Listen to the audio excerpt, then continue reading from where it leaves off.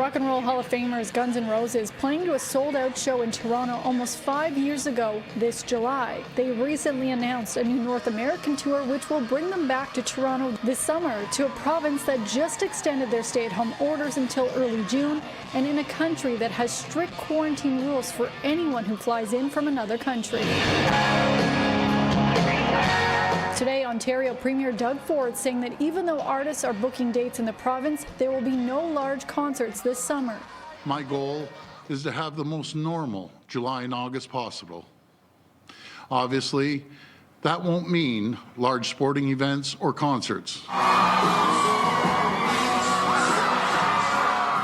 In the U.S., over the last month, artists have been hosting concerts, including country star Dierks Bentley, who just launched his tour. And in the first night, there was a sea of maskless fans that he crowd surfed on. From the UK to Barcelona, other countries have also hosted in-person concerts, but Canada has yet to open the doors. There's a fear of missing out, so some FOMO in there that, you see other, places in the world that are having a good time and holding those concerts. But I think, being a little bit more cautious is not a bad thing.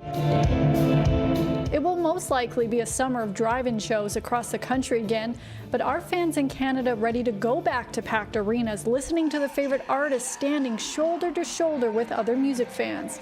Probably not. There's not really any way to properly space people out and make sure people stay spaced out. I would love to get back to concerts, but I wouldn't feel comfortable until I know that it's like a safe area to be in. What will a post-COVID concert look like in Canada? Will the artists have plexiglass between them and the fans? Will everyone have to wear masks?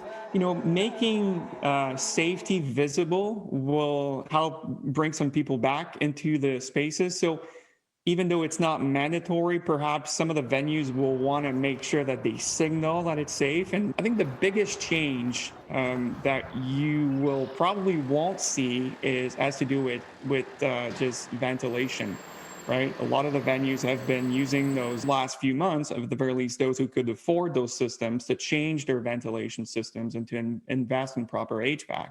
Professor Dubois believes that Canadians probably won't be able to see in-venue concerts until at least the end of the fall, when most Canadians have their second vaccination shot. Those shows will also most likely be at a limited capacity. For City News, I'm Lindsay Dunn.